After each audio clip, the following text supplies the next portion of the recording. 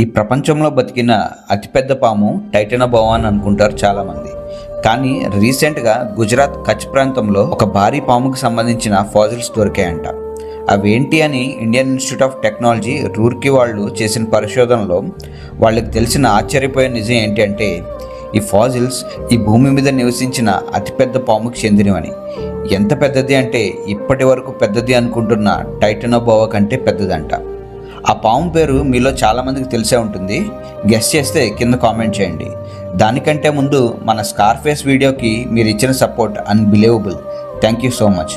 నా కంటెంట్ మీకు నచ్చితే ఈ వీడియోకి ఒక లైక్ వేసుకొని మా ఛానల్ సబ్స్క్రైబ్ చేసుకోండి. పరిశోధకులు ఈ భారీ పాముకి వాసుకి ఇండికస్ అని పేరు పెట్టారు. వాసుకి అంటే మన హిందీ మైథాలజీ ప్రకారం శివుడి మెడలో ఉన్న వాసుకి పాము నుంచి ఈ పేరును ఎక్స్ట్రాక్ట్ చేశారు. అండ్ ఇండికస్ అంటే ఈ పాము యొక్క ఆరిజిన్ ప్లేస్ అయిన ఇండియాను సూచిస్తూ ఇండికస్ అని పెట్టారు. ఈ పాముని 47 మిలియన్ ఇయర్స్ బ్యాక్ ఇయోసిన్ ఎరాకి చెందిందిగా గుర్తించారు. ఈ పాము ఫాజిల్స్ వల్ల అప్పటి భారతదేశ పరిస్థితులు ఎలా ఉండేవో అంచనా వేయడానికి ఉపయోగపడిందంట. గుజరాత్లోని లిగ్నైట్ మైన్స్లో ఈ ఫాజిల్స్ని కనిపెట్టారు. అప్పట్లో ఇప్పుడు మనం చూస్తున్న సింహాలు, పులులు ఇలా ఏమీ ఉండేవి కదంట. డైనోసార్ల తర్వాత ఈ భూమిని వాసుకి లాంటి పెద్ద పెద్ద జీవులే ఏలేవి. అంటే ఈ వాసుకి పాము భూమి మీద one of the biggest apex predator.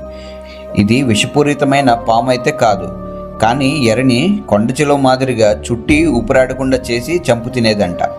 ఒక భారీ సైజ్ ఆవుని ఈజీగా చంపి తిరగల కెపాసిటీ దీనికి ఉంటుందంట. ఈ పాము సుమారుగా 36 నుంచి 50 అడుగుల పొడవు ఉంటుందని ఒక అంచనా.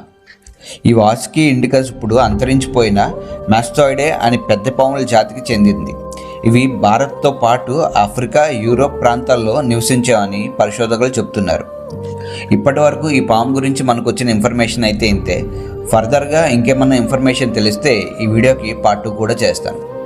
ఇంతకీ మా ఛానల్ సబ్స్క్రైబ్ చేసుకున్నారా లేదా?